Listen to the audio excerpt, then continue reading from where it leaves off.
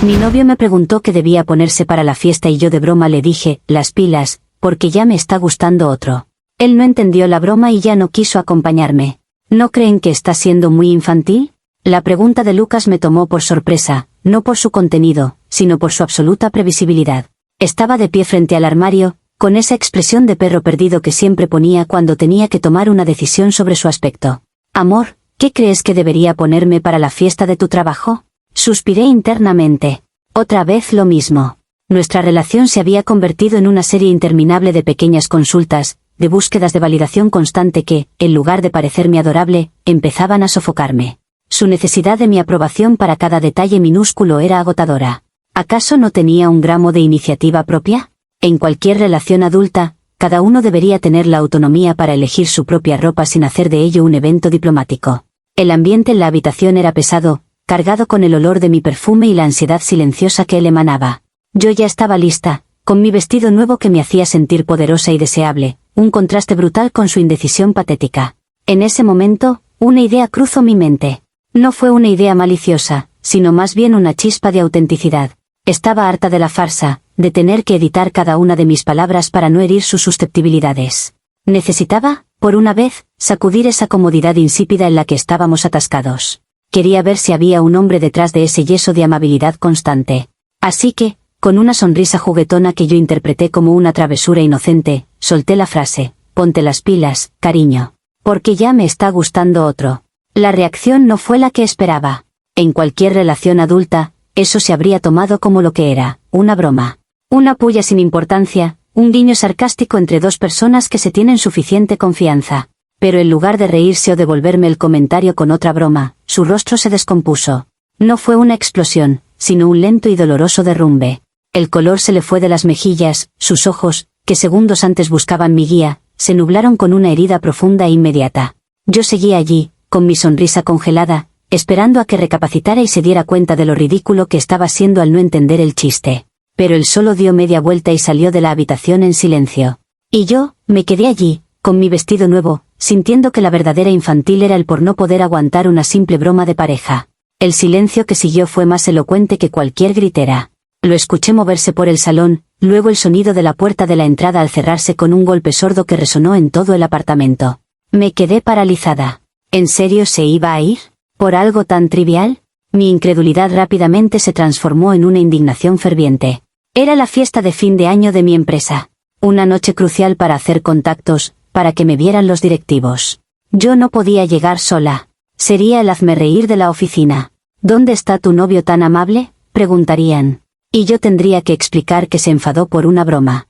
La sola idea me humillaba. Su reacción no era solo desproporcionada, era un sabotaje directo a mi vida profesional y social. Decidí que no iba a permitir que su berrinche arruinara mi noche. Me arreglé el vestido con un gesto defiantemente, me puse los zapatos de tacón y salí del apartamento con la cabeza alta. El taxi hasta el hotel donde era la fiesta fue un torbellino de justa ira. ¿Qué clase de hombre era tan frágil? ¿Tan inseguro? En cualquier relación adulta, un comentario así se supera en 5 minutos. Llegué a la fiesta y forcé una sonrisa. Lucas no se encuentra bien, mentí con facilidad cuando me preguntaron por él.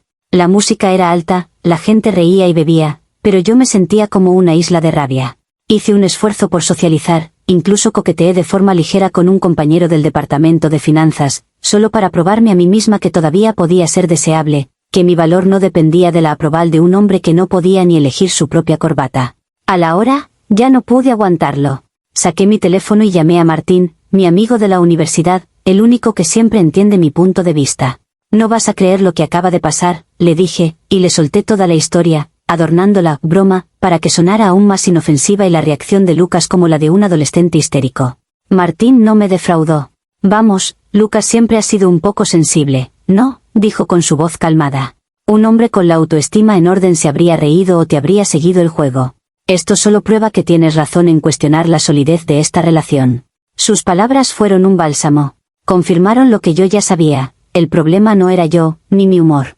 El problema era la incapacidad de Lucas para vivir en el mundo real, donde las palabras no siempre están envueltas en algodón. Al día siguiente, el ambiente en el apartamento era gélido. Lucas había vuelto en la madrugada, pero había dormido en el sofá. Me desperté con un nudo en el estómago, una mezcla de resaca y de tensión acumulada. Lo encontré en la cocina, preparando café en silencio. Sus movimientos eran lentos, deliberados. No me miró. Lucas, tenemos que hablar, dije, adoptando un tono de paciente exasperación. Él asintió sin decir palabra y se sentó a la mesa, frente a mí. Su mirada estaba cansada, pero no iracunda. Eso me desconcertó aún más. Esperaba gritos, esperaba lágrimas. No esta calma lúgubre. Lo que dijiste ayer, no fue una broma, comenzó él, con una voz tan baja que casi tuvo que inclinarme para oírla. Fue cruel. Y viene de un patrón. Usas el humor como un puñal, y cuando la gente sangra, actúas como si ellos no supieran aguantar una broma. Sentí que la sangre me subía a la cara. ¿Me estaba acusando de ser una abusadora? Él, que no era capaz de elegir sus calcetines sin mi ayuda. En cualquier relación adulta, Lucas, le espeté, recalcando cada palabra, eso se habría tomado como una broma. Lo que pasa es que eres hipersensible. No puedes soportar ni la más mínima dosis de realidad. Estás reinterpretando mis palabras con la peor fe posible. Él me miró entonces, y por primera vez vi algo más que dolor en sus ojos, vi lástima. ¿Reinterpretar?, preguntó con suavidad. Me dijiste, punto por punto, que te gusta otra persona. ¿Qué se supone que debo interpretar? ¿Qué código secreto de pareja estoy fallando en descifrar? Me puse de pie, golpeando la mesa con la palma de la mano. Era una forma de hablar. Una metáfora. ¿No entiendes el sarcasmo? Estaba harta de tu indecisión, de tu blandenguería. Quería que reaccionaras, que mostraras algo de carácter, por una vez en tu vida. Él siguió sentado, inmóvil. Así que me hieres para provocar una reacción. Eso es madurez para ti. No era una pregunta, era una declaración. Y en el fondo de mi alma, una vocecita minúscula susurró que tal vez tenía un ápice de razón. La callé de inmediato. Era ridículo. Yo solo estaba intentando salvar nuestra relación de la monotonía, y él se empeñaba en verme como la villana. Su terquedad para no entender mi punto de vista era la verdadera prueba de su inmadurez. La conversación derivó en una discusión circular y agotadora. Yo le repetía mi mantra, en cualquier relación adulta, y él seguía insistiendo en el patrón y en el dolor. Era como hablar con una pared. No había ninguna voluntad de entenderme, de ver la pureza de mis intenciones. Finalmente, después de lo que pareció una eternidad, él respiró hondo y dijo las palabras que empezaron a resquebrajar mi mundo. Creo que necesito un tiempo. El suelo cedió bajo mis pies. ¿Un tiempo?, repetí, con una risa forzada que sonó estridente incluso para mis oídos. ¿En serio? ¿Vas a echarlo todo a perder por esto? ¿Por una frase sacada de contexto? Me levanté y empecé a caminar de un lado a otro de la cocina, la rabia ahogando el pánico que empezaba a brotar. Eres un cobarde, Lucas. Usas esto como excusa porque no tienes el valor para terminar una relación que hace tiempo que no te satisface. Y en lugar de admitirlo, prefieres hacerte la víctima y culparme a mí por tu propia incapacidad para enfrentar la vida. Fue entonces cuando él cometió su acto más traicionero. En lugar de enfadarse, de gritarme, de darme la pelea que yo tanto ansiaba para poder demostrar que yo tenía la razón, se limitó a sacudir la cabeza con una tristeza infinita. ¿Ves?, dijo, con una voz que era apenas un susurro. Incluso ahora. No puedes verlo. Para ti, esto es una batalla que tienes que ganar. No es sobre mi dolor, o sobre el daño. Es sobre tener la razón. Señaló con la cabeza hacia el espacio que nos separaba. Eso es el patrón del que te hablo. Siempre es mi culpa. Siempre es mi sensibilidad, mi fragilidad, mi error. Nunca, ni una sola vez, es tu crueldad. Esa palabra, crueldad, resonó en la habitación como un disparo. Me quedé sin aire. Él se levantó, tomó su chaqueta y, sin mirarme atrás, salió de la cocina. Oí la puerta de entrada cerrarse de nuevo. Esta vez, el sonido fue definitivo. Me dejó allí, rodeada por los ecos de mi propia justicia, que de repente empezaban a sentirse horriblemente vacías. Las siguientes 48 horas fueron un torbellino de llamadas no respondidas y mensajes de texto que se quedaban en leído. Mi indignación inicial empezó a curarse en una ansiedad corrosiva. Hablé con Martín de nuevo, y él me aconsejó que me mantuviera firme. Si cedes ahora, le estás dando la razón para siempre. Le estarás diciendo que con una rabieta puede manipularte. Sus palabras me reafirmaron. Claro que tenía razón. Esto era una prueba. Una prueba para ver quién era más fuerte, quién tenía la verdad de su lado. Empecé a reinterpretar todos nuestros recuerdos.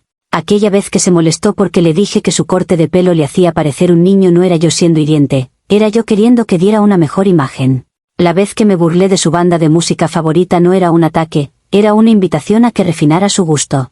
Yo siempre había estado de su lado, empujándolo a ser mejor, a ser más fuerte. Y él, en su mediocridad complaciente, me lo agradecía convirtiéndome en el monstruo. Empecé a planificar mi vida sin él. Me convencí a mí misma de que había esquivado una bala.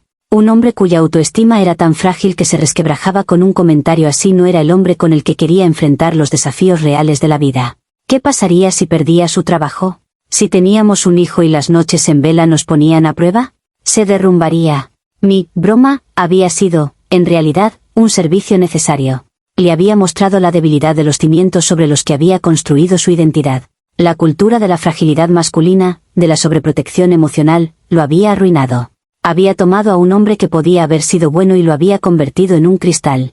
Y yo no estaba dispuesta a pasar mi vida caminando de puntillas para no hacerlo añicos. El silencio se convirtió en mi aliado. Si él quería, un tiempo, lo tendría. Y para cuando volviera, arrepentido, yo quizás ya habría seguido adelante. Era lo más sano. Para mí. En cualquier relación adulta, el amor no debería significar tener que disculparse por ser uno mismo. Comentarios populares de Reddit, sobre la historia principal. Usuario anónimo 1. Tu capacidad para retorcer la realidad es digna de estudio.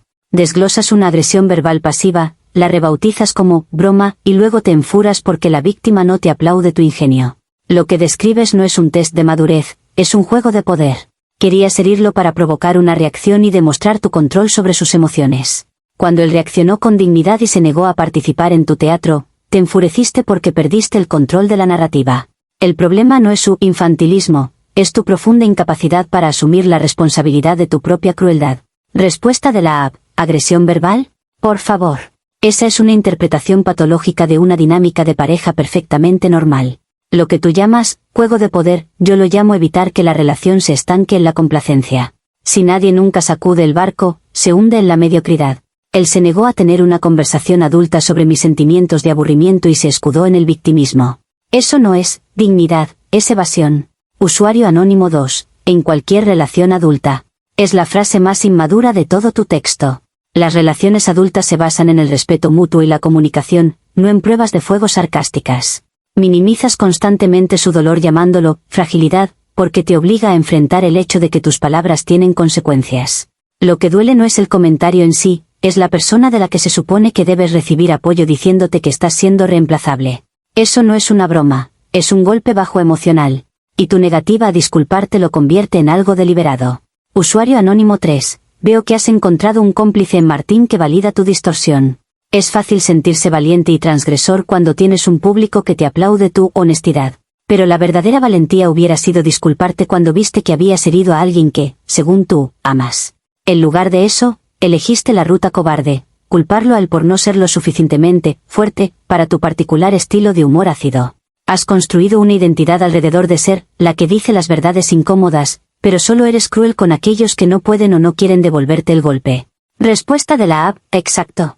Es una verdad incómoda. La vida no es un cuento de hadas donde todo es amabilidad y comprensión eterna. A veces hay que ser directo. Y sí, duele. Si él no puede manejar una verdad tan básica como que a veces la rutina mata el deseo, entonces el problema es suyo, no mío. Martín lo entiende porque vive en el mundo real, no en una burbuja de fantasía donde todos son siempre amables. Usuario anónimo 4. Tu narrativa es un clásico manual de gaslighting. Paso 1. Infligir daño. Paso 2. Cuando la víctima reacciona, afirmar que está exagerando o malinterpretando. Paso 3. Culpar a la víctima por su reacción, eres demasiado sensible. Paso 4. Reafirmarte como la parte racional y madura de la situación. Has seguido los pasos al pie de la letra. Lo más triste es que te estás perdiendo la oportunidad de crecer como persona porque estás demasiado ocupada ganando una discusión que solo existe en tu cabeza. Respuesta de la app, no estoy ganando nada. Estoy defendiendo mi derecho a no tener que disculparme por cada pequeño comentario que no está envuelto en algodón de azúcar. Llamar gaslighting a esto es una banalización de un término serio. Es simplemente pedir un estándar de fortaleza emocional que, al parecer, es demasiado alto para la mayoría. Actualización 1. Una semana después de publicar mi historia, decidí volver a nuestro apartamento. Había estado quedándome con Martín, dándole a Lucas su tiempo, aunque cada día que pasaba mi paciencia se agotaba más. Los comentarios aquí me habían enfurecido, pero también me habían dado un objetivo, demostrarles a todos que yo tenía razón. Que mi postura no era de una villana, sino de una mujer que se negaba a rebajarse a la mediocridad emocional. Martín me había ayudado a redactar un ultimátum, una lista de puntos que Lucas y yo debíamos discutir si queríamos salvar la relación, que giraban principalmente alrededor de su necesidad de trabajar en su autoestima. Cuando abrí la puerta, el aire estaba viciado y quieto. Esperaba encontrarlo abatido, arrepentido, tal vez incluso llorando. En su lugar, lo encontré sentado en el sofá, con una postura que no era de derrota, sino de una calma resignada. Había 2 tazas de té sobre la mesa, como si me estuviera esperando. «Hola», dijo, sin sonreír. Su voz era plana, carente de la ansiedad que yo anticipaba. Me senté frente a él, con mi bolso todavía colgado del hombro, lista para la batalla. «Tenemos que hablar en serio, Lucas. Este silencio es insostenible». Comencé a exponer mis puntos, la lista que había preparado con Martín.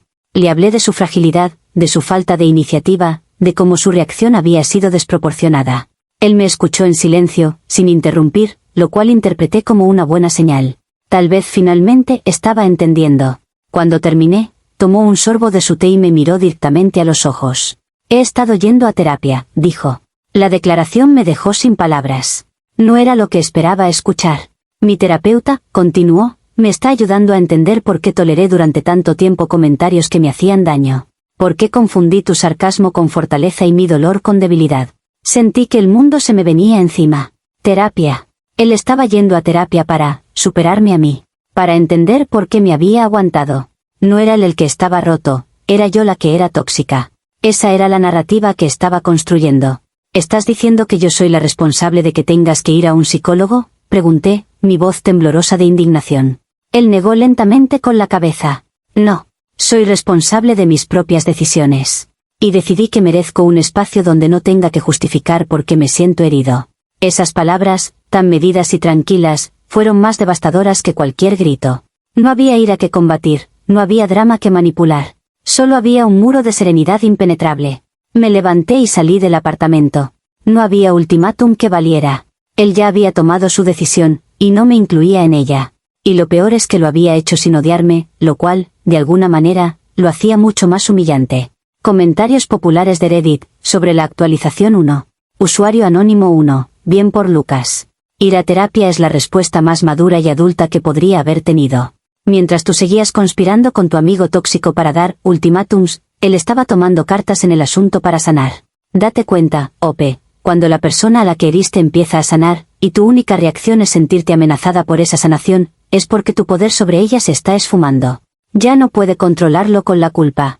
Ha encontrado una verdad que es más fuerte que tu distorsión. Respuesta de la app. ¿Amenazada? No estoy amenazada. Me parece patético. Correr a contarle sus problemas a un extraño en lugar de tener la fuerza para enfrentarlos con su pareja. Es la salida fácil. Siempre la salida fácil con él. Usuario anónimo 2. El momento en que menciona la terapia y tú inmediatamente preguntas, ¿estás diciendo que yo soy la responsable? Es puro oro. Es la esencia de tu personaje. Incluso su proceso de sanación personal lo conviertes en un ataque contra ti. No puedes concebir un universo donde las acciones de los demás no giren alrededor de tu persona. Lucas no va a terapia por ti, va por él. Y ese es el concepto que tu ego no puede tolerar. Usuario anónimo 3. El ultimátum, preparado con Martín, es de una ridiculez cósmica. Mientras Lucas está haciendo el trabajo emocional pesado, tú y tu amigo envenenador seguís jugando a los generales de una guerra que ya ha terminado. Él ha abandonado el campo de batalla. Se ha dado cuenta de que no vale la pena luchar por una relación donde tiene que negociar su derecho a sentirse herido. Tu actualización es el perfecto epílogo para tu historia. Te marchas, no con un rugido de triunfo, sino con el silbido débil de quien se ha quedado sin público. Respuesta de la app. Él no ha abandonado nada. Se ha rendido. Hay una diferencia. Y yo no necesito un público. Sé quién soy y lo que valgo. Si él prefiere pagarle a un extraño para que le diga que es una víctima en lugar de escuchar la verdad de la persona que lo conoce mejor, es su problema. Actualización final. 3 semanas más. 3 semanas de un silencio que era más ruidoso que cualquier discusión. Había estado evitando el apartamento, viviendo a base de sofás y la paciencia cada vez más fina de Martín. Pero necesitaba ropa, mis cosas. Decidí pasar un martes por la tarde, calculando que Lucas estaría en el trabajo. Abrí la puerta con mi llave, con el corazón latiendo con fuerza, preparada para una confrontación o, peor aún, para la tristeza palpable de su presencia. Pero el apartamento estaba en silencio. Demasiado en silencio. Al entrar en el salón, me di cuenta de por qué. Estaba semivacío. No faltaban mis cosas. Faltaban las suyas. La estantería, que antes estaba llena de sus libros de ingeniería y sus ediciones de cómics vintage, estaba desnuda. El espacio donde solía estar su guitarra era un rectángulo de polvo más claro en la pared. El aire ya no olía a su colonia. Mi respiración se cortó. Caminé como un autómata por las habitaciones. Su armario, vacío. El baño, sin su afeitadora ni sus productos. Era como si hubiera sido borrado sistemáticamente de mi vida. Volví al salón, mareada, y entonces lo vi. Sobre la mesa de centro, donde antes poníamos las tazas de café de los domingos por la mañana, había un sobre blanco y una nota escrita a mano. La letra de Lucas, pulcra y ordenada, como siempre. Con manos temblorosas, la cogí. Elena, decía. Para evitar más dolor innecesario, me he mudado con un amigo. Necesito espacio para continuar con mi proceso. He dejado el apartamento impecable. En el sobre está tu parte del depósito del alquiler. No me busques. Este no es un castigo, es una necesidad. Seguir en ese ciclo era insano para los dos. Te deseo lo mejor. L. No había reproches. No había rabia. Solo una lógica aplastante y una bondad que me resultaba incomprensible. Él no se había ido de la casa en un arranque dramático. Había planificado su huida. Había empacado metódicamente cada una de sus pertenencias, había limpiado el polvo de los estantes que dejaba vacíos, y me había dejado mi dinero, como si fuéramos socios que liquidaban un negocio. El evento catalizador final no fue una explosión, ni una infidelidad, ni un gran descubrimiento. Fue un acto de desaparición tranquila y deliberada. Me dejó con el piso a medias, con el dinero del depósito y con el eco de mi propia frase, en cualquier relación adulta, retumbando en el vacío que él había dejado. Una relación adulta. Esto era lo que parecía. Y de repente, en el silencio absoluto de ese apartamento que ya no era un hogar, la posibilidad más aterradora se coló en mi mente. Tal vez, solo tal vez, en cualquier relación adulta, yo era el problema. Y para entonces, ya era demasiado tarde. Comentarios populares de Reddit, sobre la actualización final. Usuario anónimo 1. Eso, amigos, es un final de manual. Lucas ejecutó la única jugada que no podía ser manipulada, la retirada silenciosa y definitiva. Le devolvió su depósito emocional y se fue. La nota no era cruel, era un acto de misericordia final.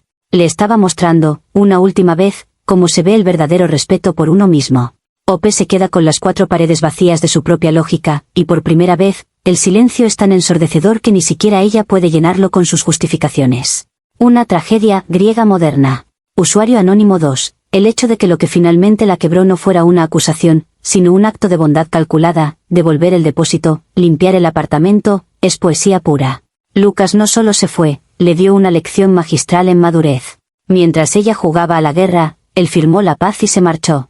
Ese, te deseo lo mejor, debe de haber dolido más que cualquier insulto, porque demuestra que él ha superado el rencor, el campo de batalla donde ella siempre creyó que ganaría. Usuario anónimo 3. Bienvenida al vacío, OP. Donde ya no hay a quien culpar, ni a quien manipular, ni a quien herir para sentir que existes. Tu amigo Martín se cansará de ti, porque las personas como tú siempre necesitan un nuevo público o un nuevo chivo expiatorio. Lucas te ha liberado, aunque tú nunca lo entenderás. Te ha condenado a la única prisión que temes, la de tu propia compañía, sin el espejo distorsionado de una víctima a la que culpar por todos tus males. Usuario anónimo 4. Es curioso. Pasó justo lo que pedías. Actuó como un adulto. Tomó una decisión lógica, sin drama, protegiendo su paz mental y sus finanzas. Y es la cosa que más te ha destruido. Porque tu definición de relación adulta nunca fue sobre igualdad o respeto. Siempre fue sobre tener a alguien a quien poder menospreciar mientras te adoraba. Ahora estás sola con la única persona a la que nunca podrás engañar del todo, a ti misma. Y ese es un castigo peor que cualquier gritera.